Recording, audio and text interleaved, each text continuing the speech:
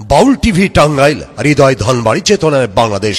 Like দিন, share করুন, subscribe করুন এবং কমেন্ট করে জানিয়ে দিন আপনাদের মতামত। দেশ ও বাহ, চমৎকার তো গাইতে পারো মা। কি আপনি এখানে? তোমার এই পাগল করা গানে আমাকে এখানে টেনে এনেছে, স্মরণ করে দিয়েছে হারানো দিনের স্মৃতি। আবার আমি শুনতে চাই তোমার সেই হারানো দিনের অশ্রু ভিজা কণ্ঠে গাওয়া গান। গাও। আমি আর গাইতে পারবো না। গাও না, আমি শুনবো তোমার মধুমাখা কণ্ঠে গান আমাকে পাগল করে দিয়েছে। গাও বলছে। কিন্তু কে আপনি? কেন আমার গান শুনে এভাবে ছুটে এসেছেন? আমি সমাজের অবহেলিতা, কালু ডাকাত। ডাকাত? যাব। কোথায় যাচ্ছ? না, আমি চলে যাব। আমি এখান থেকে চলে যাব। কার ভয়ে চলে যাচ্ছ? তোমার, যার নাম শুনলে মানুষ আতঙ্কে শিউরে উঠে, সেই কালো ডাকাতের ভয়ে। ঠিকই তো বলেছ নারী। আমি ডাকাত, আমি সমাজের কলঙ্ক, তাই তো মানুষ আমাকে এত ভয় পায়। কিন্তু কেন? কি আমার অপরাধ? স্বৈরাচারীর শাসনতন্ত্রের চক্রান্তে সাধারণ প্রজারা পাবে না এক মুঠো ভাত, লজ্জা নিবারণের জন্য পাবে না এক টুকরা কাপড়, অসুখে ছটফট করে মরে গেলেও জুটে না এক ফোঁটা ওষুধ। এর প্রতিকার করাটা কি আমার অপরাধ? আপনি তবু তো আপনি এক ডাকাত। আপনি ডাকাত বলে সবার কাছে পরিচিত। কিন্তু ডাকাত হয়ে তো আমি পৃথিবীতে আসিনি। তবে কারা আমাকে ডাকাত বানিয়েছে? সে তাদের চক্রান্তে আমি ডাকাত হয়েছি, সেটা কি বলতে পারিস বেটি? তাহলে কি আপনি? আমি ছিলাম শান্তশিষ্ট মানুষ, ভাগ্যের নির্মম পরিহাসে আজ আমি ডাকাত। আমি ডাকাতি করে ধন সম্পদ নিজে ভোগ করার জন্য নয়, ক্ষুধার্ত মানুষের মুখে তুলে দেওয়ার জন্য। আমি অন্যায়ের বিরুদ্ধে উঠে দাঁড়াই। নির্যাতিত মানুষের বুক ফাটা আর্তনাদ সইতে না পেরে সমাজ আমাকে কিনাই থুক্কার দেয় কেন? বলতে পারো বেটি? এর জবাব আমি দিতে পারবো না। এবার আপনি আমাকে যেতে দিন।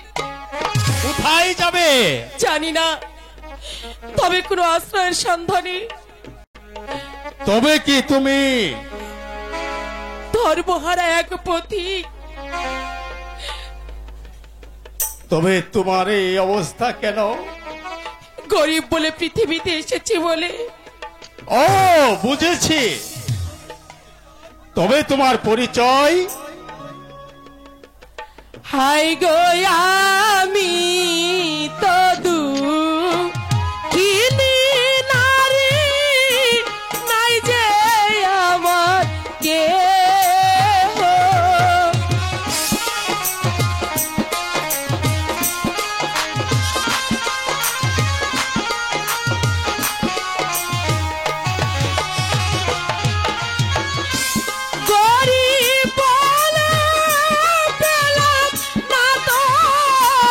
ভালো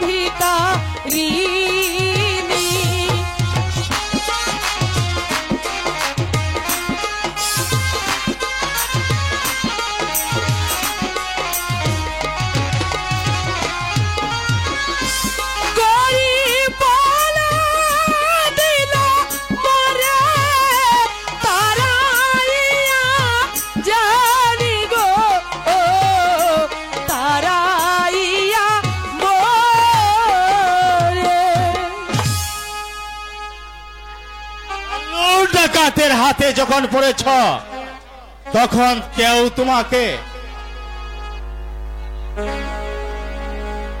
তখন আর তোমাকে পথে পথে ঘুরে বেড়াতে হবে না, কারণ কালো ডাকাত অত্যাচারীর জন্য ডাকাত আর নির্যাতিত মানুষের জন্য বন্ধু। যাও, ওই যে বট বৃক্ষের পিছনে আমার আস্তানায়, আজ থেকে তুমি ওখানে নিরাপদ ভাবে থাকবে। আমি তাই যাচ্ছি, আমি তাই যাচ্ছি। কে এই নারী? তার চোখ, তার মুখ যেন আমার অনেক দিনের চিনা। ঠিক ঠিক আমার হারিয়ে যাওয়া চামেলির মতো হুবহুব মিলে গেছে। না না, আমি একই বলছি, সে তো অনেক দিন পূর্বেই মরে গেছে, আর কোনোদিন আমার চামেলি ফিরে আসবে না, কোনোদিন না।